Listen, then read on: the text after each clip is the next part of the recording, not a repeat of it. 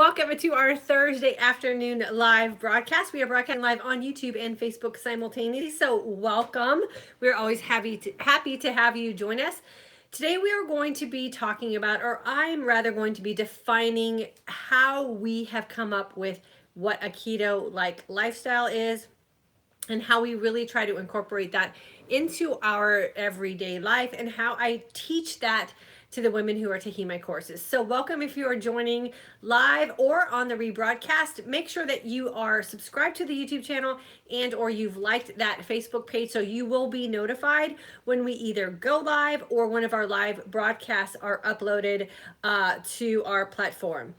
Really quickly, I always like to introduce myself. My name is Diane, and for the past 25 years or so, I have been helping women find nutritional plans and fitness programs to help them look and feel their best, and most importantly, live their most authentic life. And this is really where we came up with the keto-like lifestyle. And I really have honed in on the keto-like aspect of it very seriously for myself over this past year and have had phenomenal results myself and really do try to teach this lifestyle to the women in this community and in our course. So most of us are pretty familiar with what a ketogenic diet is and living that ketogenic, like by the book type of lifestyle. And for most women who reach out to me and are seeking some help or some guidance, a lot of times they've tried to live the ketogenic type of lifestyle, like by the book, the diet aspect of it, and have really felt frustrated and like they weren't able to really live their most authentic life. It's a very structured type of lifestyle. I mean, there's definitely nothing wrong with it. A lot of people really thrive in that type of environment. But for a lot of people, they just can't live that restricted in the area of carbohydrates. And so to be in a true ketogenic state, most people don't really incorporate the fasting or the intermittent fasting part of it and do just try to keep their carbohydrate gram load for the day on the very extreme side. And there's some people who, need to get down to like 20 or less grams of carbs a day. There's some people who can fluctuate between about 20 and 50 and still stay in like a ketosis type of environment. But that's a really, really disciplined and difficult place to live. Also, within the ketogenic type of diet, oftentimes there's, for some people, and this is where I really felt like I couldn't adapt to that type of lifestyle, there is what would be considered almost extremisms with your nutrition, with a lot of, in some cases, a lot of, you want to fix that for me? A lot of people who feel like they have to go deep into like animal protein to get that fat that they're looking for, or maybe even go back to consuming dairy products just to get more of the higher fat content in their daily nutritional plan so that they can stay within that ketogenic type of regimen with what it is they're trying to do with actually testing to be in ketosis. So taking all of that into consideration, what I have really developed for myself and really what I like to teach is kind of having a place in the middle of all of that and really utilizing what we benefit from in a truly fasted state while intermittent fasting and using our fasted window to help our bodies really burn through any of those sugar stores that may have accumulated and through a process of just exercising a time frame, get to the point where we can be fat adaptive or in a ketogenic type of state or environment in our body where we've burned through sugar and we are actually fat adaptive. And so you can have both worlds if you can incorporate intermittent fasting within your window as well as living a keto-like lifestyle. So if you guys don't mind, I'm gonna put you on pause for just a second while we fix this phone so it doesn't continue to fall off on my YouTube people here. So YouTube, hang for a second with me. Sorry about that right there. We're gonna get this fixed so it doesn't fall off anymore. Okay, so how can you take advantage of both situations and how can you incorporate a keto-like lifestyle? Well, keto-like lifestyle to me is really just being really aware of where your carbohydrates are coming from and taking note of your carb load in a day. And so I don't count macros at all, and I teach women not to count macros, and we don't count calories. So how do we incorporate that type of lifestyle and still be able to take advantage of being fat adaptive and being in a fat burning state? Well, I call it living in a conscious carbohydrate type of environment, meaning that we're constantly checked in to what it is that we're consuming. So when we are in our feasting window, we're not mindlessly feasting, but that we've really put some thought into what it is we're putting into our body. And then taking that a second step and considering how we feel when we consume certain foods. And what most women are finding is that becoming conscious about their carbohydrates and living a keto-like lifestyle almost becomes second nature, because when you're taking advantage of an intermittent fasting type of lifestyle with your keto-like living, you are in a fasted state, meaning that your body's going to naturally go from being dependent or naturally burning sugar as your energy source into seeking out your fat stores and becoming a fat burner. When that transition happens and you're consciously consuming carbs in your feasting window and paying attention to the signs and signals that your body is sending you, you will notice that you cannot take on mindless carbs anymore. Like your body just doesn't even know how to process that. It doesn't know how to break it down. And you start to get some negative reactions and feelings with your body when you put that type of food in you. So living the keto-like lifestyle, one is just being very mindful about what it is that you're doing in your feasting window, being conscious in your feasting window and conscious about your carbohydrates. You don't have to necessarily limit all carbohydrates, but how many are you just kind of putting in your window during your feasting time? And are there any unnecessary carbohydrates that we can just eliminate or maybe have infrequently? And then as we start to go through that process, we do that through a journaling process and just an awareness process of our body is feeling. So sorry, YouTube. Then what happens? Just hold it for me, okay? Okay. Okay. Then what happens is we become very, very aware of those signs and signals, and we can then make more educated decisions about how it is we're going to feast based on how we feel. And then once you get into that fat adaptive state and we start burning that fat as energy and we start experiencing that energized sense of calm, we almost subconsciously start making better decisions about our carbohydrates because we like feeling good and we no longer like feeling bad. And so I always say there's no food tastes as good as the energized sense of calm feels. So you start just making those decisions, or you're going to ask yourself, gosh, if I eat that, how's that going to make me feel? And if I maybe make a different choice, will I feel a little bit better? So the keto-like lifestyle is really using the common sense of what the ketogenic diet is, meaning we're going to really be aware of the carbohydrates we have without having to go so limited on our carbohydrates or have to be so hyper focused on managing our macros and really counting those carbohydrates that we're taking in, by utilizing the intermittent fasting window that we're incorporating in our day, allowing our body the opportunity to burn off that stored glycogen, to really burn and get into that fat burning type of environment, become fat adaptive. And so that way, when we open up that feasting window, we will just naturally seek out the foods that are going to continue to make us feel our best.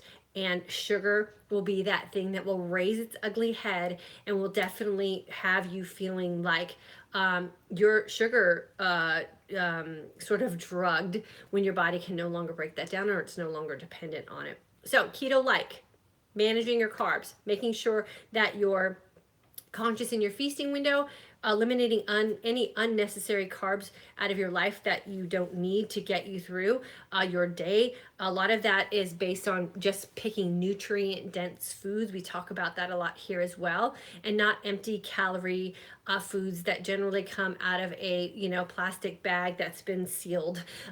We want to make sure that the carbs that we are taking in are real food and not anything that's going to be processed and just a filler type of food. And this really does work well. It's a very freeing way to live. It allows you an opportunity to still manage a social life and manage a family life and feel like a real person around food. And you'll get eventually to that point where you really just start to adapt to it and it just becomes a way of life for you. And I wanted to share with you guys just my own personal experience with living the keto-like lifestyle. And last night was Valentine's Day. If you follow me on Instagram, you'll have seen I Insta storied what I made for dinner and what I made for dessert. And I made what I call my keto-like brownies, meaning that, I used almond flour. I was very conscious about every carb that was put in that mixing bowl when I was making my brownies. And they're very, they're on the lower end of carbohydrates and the lower end of sugar type of thing. They taste amazing. So make sure you check that out on my Insta stories. But I had that, and I also had a glass of wine. So two things I normally wouldn't have together, but we made the decision to do that for Valentine's Day, and I felt okay when I woke up this morning, with the exception of I was really hungry. And I wake up hungry even though I fast well and feast well and all of that. There are days when I wake up hungry, but I usually wake up in a hungry state where I feel super empowered and energized and ready to head off the last few hours of my fast. But today I woke up feeling nervous, sort of shaky hungry. Almost like I used to feel when I was hypoglycemic and I couldn't go more than 2 hours without having a meal without feeling shaky and like I was going to pass out. And so I attribute that to the fact that I just had more carbs that were really simple carbs last night that my body wasn't able to break down very well. And so this morning I woke up feeling that sort of sugar anxiety, feeling like I needed to put something in my body to keep it going. And what I did instead is I scheduled myself to get on my Peloton bike this morning, and I rode a really long ride. I rode about a 60-minute ride. It was an endurance type of aerobic in nature, and I really just gave my body the opportunity to burn off all of that extra sugar that I had stored in my body. And when I got off the bike, I felt fine. So there are ways that you can even exercise that out or fast that away if you do have one of those days where you maybe take on more carbs than you are used to, or maybe the wrong kind of carbs, and you notice that feeling. There's ways that you can just work that through your system and get yourself back on track. So now I'm totally fine. It's mid-afternoon. Like I said, I exercised it all away, and now I'm fine and back on schedule with everything that I need to do. So I'm going to go ahead and I'm going to come over here to YouTube really quickly. And YouTube, I'm sorry, we thought we had the falling phone problem fixed. So I apologize for that falling off for you guys. Nikita, hello. Welcome to our live broadcast. Always nice to have you here. Hey, Carrie from Panama. Nice to have you here. Xanthi, with Erica, looking forward to the March class. Really enjoy your videos. Oh, thanks, Erica. And I'm super excited to have you in the March class too. It's going to be super, super fun. Pam, hello. Kim, hello. Carla, hello from Arkansas. Doing better every day. Don't really get hungry as much anymore. Awesome. That's perfect. Gail in the March class, looking forward to seeing you in there. Deborah from Nevada, January grad in the February class, loving how this way of life and eating is working for my life. Awesome. So you have totally adapted to the keto-like lifestyle. So congratulations to you. Carrie, I couldn't really understand macros and micros as a Latina. 50 grams of carbs. What is that? A tablespoon of rice, right? Thank you, Diane. Keto-like, keep things super simple. Yeah, perfect. Yeah, and we really like to take into consideration too. I always like to take into consideration eating customs and traditions that we grow up with. And as a Latina, you did express to me some of your concern about, that you just have family foods that you don't want to have to get rid of. And so making even just the slightest modifications and taking out all the unnecessary carbs will allow you to continue to eat some of those foods that your family's accustomed to and that you have as a tradition without feeling like you have to change your whole life. Renee from sunny North Carolina, still waiting for grandbaby to arrive. Graduate of November mini course, Passion Planner participant. Awesome, Renee. Well, you have to let us know when the grandbaby shows up. Patricia from Spokane, welcome. Glad you could make it today as well. Jessica, I feel that every day, so it's sugar. Yeah, it's sugar. And it's probably hidden sugars if you're trying to be aware of things. So read every ingredient label and make sure you're paying particular attention to how those carbs are broken down. And we kind of know a gut feeling when we're eating bad carbs. So listen to that, intuition that you have about what it is you're putting in your feasting window. And we always know those things that we're kind of letting into often, and we might be feeling like we're cheating on. If you have a feeling like you're cheating on something, then those are those things you want to consider getting out of your window for sure. Let's see. Okay, awesome. So thanks for jumping on with us over there on YouTube, and let me see who we have over here on Facebook really quickly. Joy, welcome welcome. So good to have you here. Loving this, feeling good. Awesome. Jillian, it seems I feel best when fasting 16 to 18 hours a day. Is it okay to adopt this as my schedule and maybe do some longer fasts on the weekends or maybe once a week? Yeah, that's totally fine. And I don't fast as long as I used to when I was healing my body. I feel really healed now. And so I probably am staying more into like the 16, 18 most days, and then infrequently doing the 20 plus hours because I'm feeling like I need just more in my feasting window for the workouts that I'm doing now. So always play, and then you're going to have seasons of life that change as well, and you just go with the flow of that and just make sure that whenever you make a decision to fast, that you're fasting clean, and then that you can benefit from that. Jenny, good to have you here. Love the keto-like lifestyle. Thanks for yesterday's chicken soup and brownie recipe. Oh, you're welcome. You're welcome. And that chicken soup, you can make it totally vegan by just keeping the chicken out of it, because I did use a vegetable broth with the marinara sauce. So I call that my my way to cheat my way to tomato soup by just using a marinara sauce instead of having to actually make a tomato soup base. So it was really good. Jillian also wondered why you don't eat dairy. I'm lactose intolerant, and dairy was causing me to have allergies really bad. And as soon as I cut out the dairy, all the allergies went away, and I no longer have the side effects of the lactose intolerance.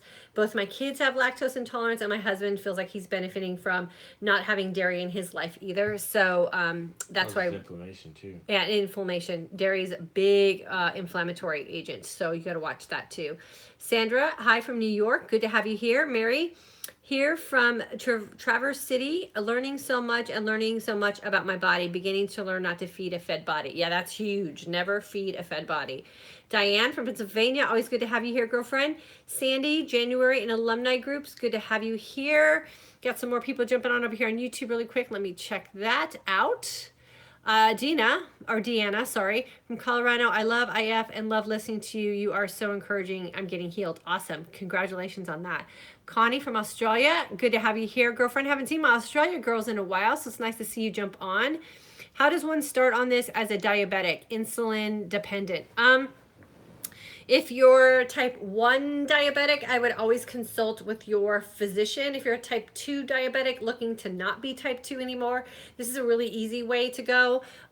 You just want to start off slowly and then do what I always suggest people do, and that is listen to the signs and signals that your body is sending you as you're becoming a faster, and as you're transitioning out of the regular way you're eating and adapting these new ways. And the best advice I could give you is we have a course that starts every month.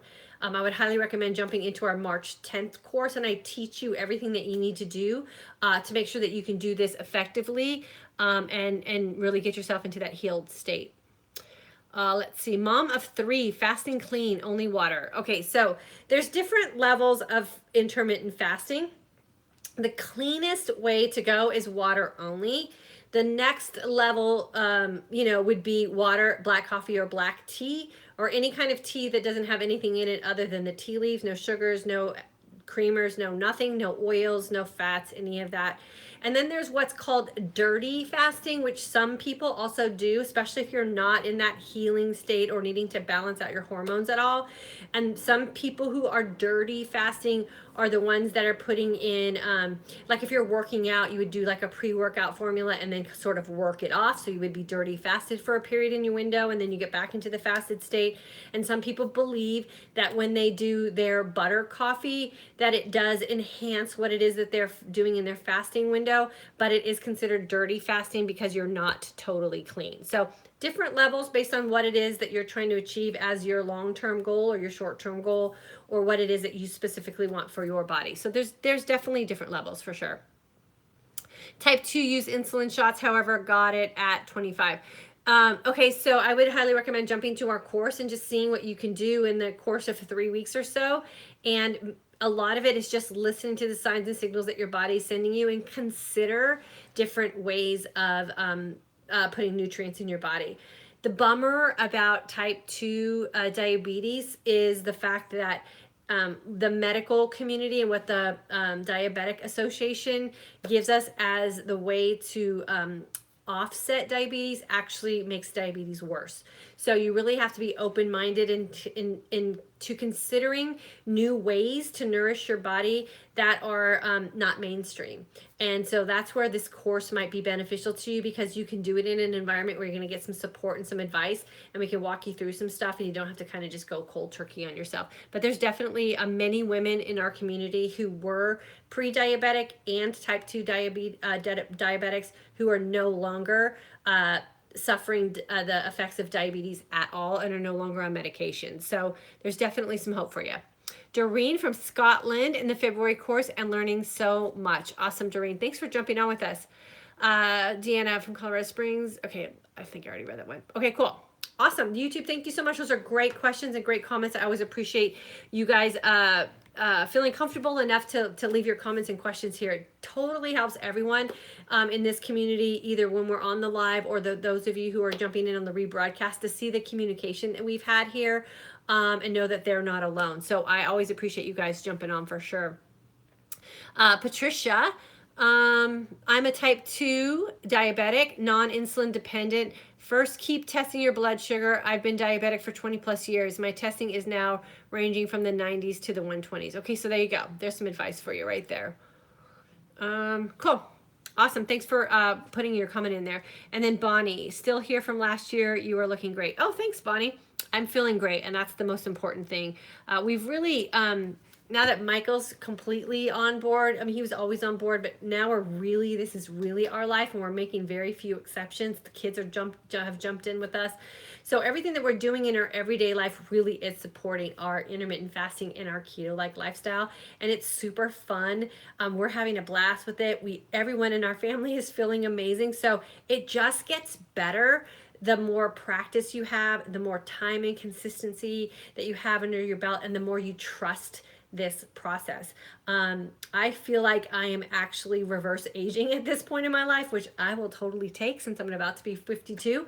I feel very young, vivacious. I feel like I have so much energy. I feel like my skin is getting better. I mean, everything in our life seems to be getting better, and I can only attribute it to what it is that we're doing in our life by living this keto-like lifestyle. And so it's just been absolutely fantastic. Okay, so if you guys don't mind, I'm going to jump off here in a second. We have to go pick up our kids from school, but I wanted to remind you that tomorrow, Michael and I will be going live on our IF Keto Family Life page. So that's another Facebook page that we have that we are really focusing on more of the family aspect of what it is that we're doing, and the husband or man aspect of supporting intermittent fasting and the keto-like lifestyle. And tomorrow's topic is going to be about gout and some of the aha moments that Michael has had and some of the changes that he has made in his life, and how he has healed his body from some of the things that he was suffering from, and how he's using the keto-like lifestyle and intermittent fasting to do just that. So make sure you join us tomorrow, 3 p.m. Central Standard Time. We will be going live over on that Facebook page. And if you're here and you're curious about this and you need some support, or like a little bit deeper insight to what it is that we're doing in this community, we do have a course starting on March 10th. We still have our early bird special available, so I highly recommend just jumping in with us. You'll see here in this community, we have women who have been with us for several months because it's just a great place to be. My primary goal is to make sure that you feel taken care of and that you feel like the time that you have spent with me has been worthwhile to you and your life and what it is that you're looking for yourself. So definitely feel free to jump in with us. And as always, if you have any questions, you can private message me either on YouTube or Facebook, or always feel free to email me. I will answer any questions that you guys have. Hey, Maria, no worries, girlfriend. Just catch it on the replay. But so good that you were able to jump in with us. So we are going to jump off. If you guys don't mind, I have to go pick up my daughter up from school. If you have any questions about the keto-like lifestyle or what it is that we're doing in this community, like I said, never hesitate to reach out to me. I answer everyone's questions and comments, and I would love to be able to have some dialogue with you about what it is that you are looking to do for your future. Have a great rest of your day, and we will see you guys tomorrow on the IF Keto Family Life page. Talk to you later.